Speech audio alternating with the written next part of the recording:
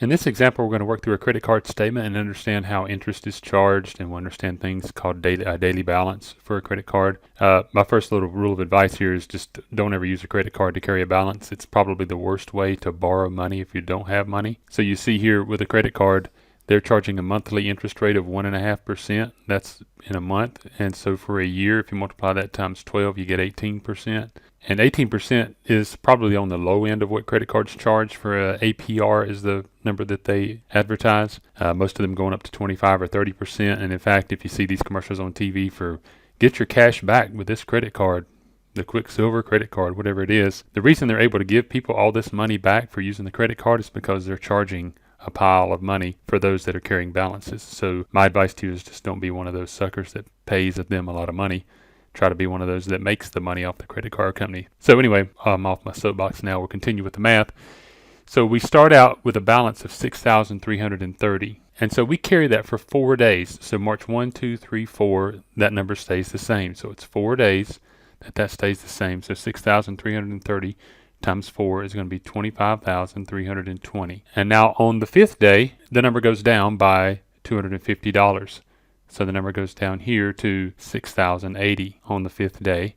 And so we look at the end of the day. At the end of the day on March 5th, I only owe 6,080.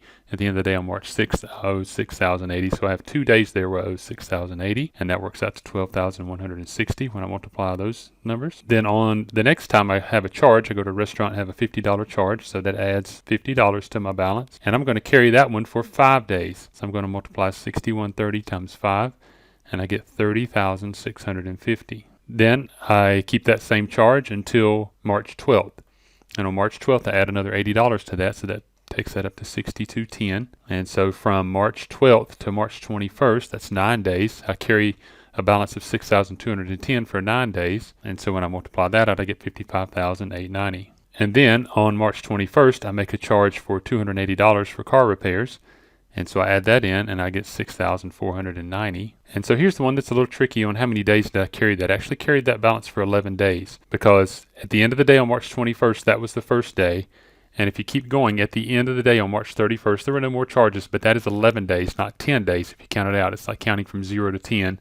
If you count from 0 to 10, that is actually 11 numbers, right? When you count 0, 1, 2, 3, because 0 itself is a number.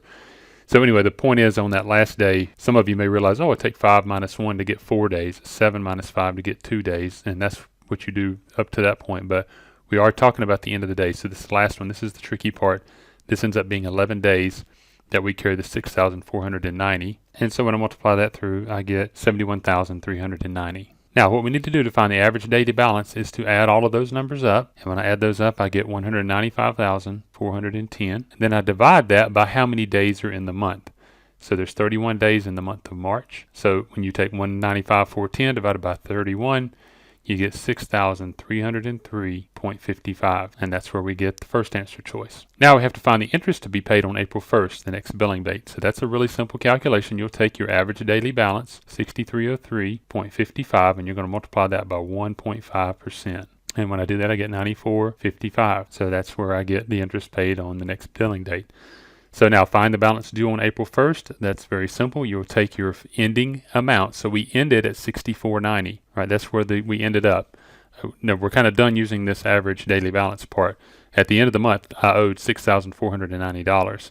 So I'm going to take 6,490 and I'm going to add 94.55 to it. And I'll get 6,584.55. And that's where we get answer choice C. Now the final step is the credit card requires either a $10 monthly minimum payment if the balance is below $360. That's not the case here. Our balance was 6,490. Otherwise, the minimum monthly payment is 1/36 of the balance due at the end of the billing period, rounded up to the nearest whole dollar. So what is the minimum monthly payment due by April 9th? So we're going to take 1/36 of, and multiply. The balance due at the end of the billing period is the balance with the interest included, 65.84.55. And when I do that, I get 182.90. All right, and it says to round that up to the nearest dollar, so we're going to round that up to 183. So I'm going to go ahead and just tell you the answer here to the bonus question. Again, if you charge nothing else, you just made the minimum payment each month, how long would it take you to pay? It will take you 11 years and 5 months to pay that off. So you're going to carry this balance for 11 and a half years.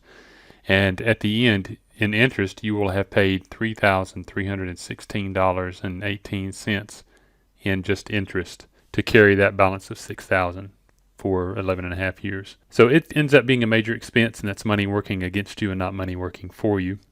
So let me show you how to do this in Excel. If you're fine with what we did here, you can stop the video here, but I'm going to show how to do this in Excel. So here's my Excel spreadsheet. I went ahead and filled out all the dates for the month of March, and I put our activity in on the days that it occurred. And so any day we didn't have a transaction, I list the activity as 0 because there's $0 being either added or subtracted to the account, and we start out with a balance of $6,330. So the balance on the next day is going to be equal to the balance the day before plus the balance from that day, the new activity from that day. And so we see there was no change, there was no activity. And as I showed in the previous video, if you put your cursor here on the corner and it turns to a black plus, it will copy that formula down. And you see, for example, right there, when we get to March 5th, it does 6330 minus 250 and gives us that for that day, that balance was 6,080.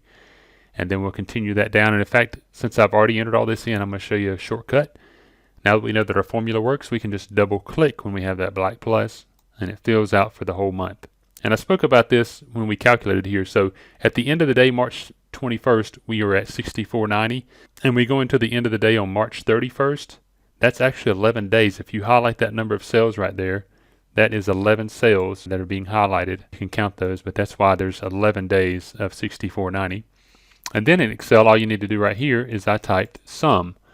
Sum all of those numbers up. So we're going to sum those numbers.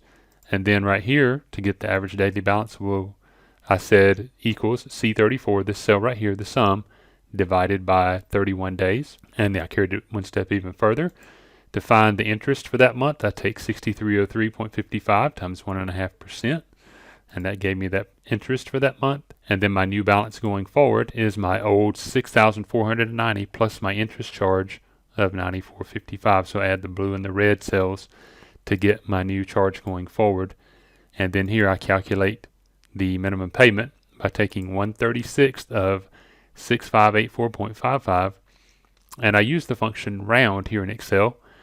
And I say round that number and round it to 0 decimal places. So in other words, throw away the decimals on that.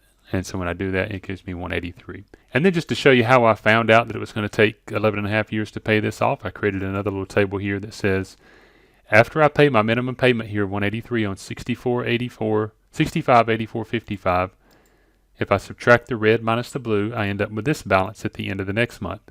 Then I have to calculate the interest on that, which was that 1.5% on 6401.55.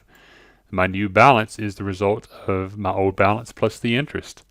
And then I use that same formula to say what is the payment, minimum monthly payment required. It's 1/36 of 6497.55 rounded up. So then the next month after that, I'll take 6401.55 minus my payment of 180, and that puts me at my next one. And just like I did before, I can drag this down until I populate the whole thing with those formulas. And so when I scroll down here to the bottom, I see that my balance finally goes to 0 after the 137th month.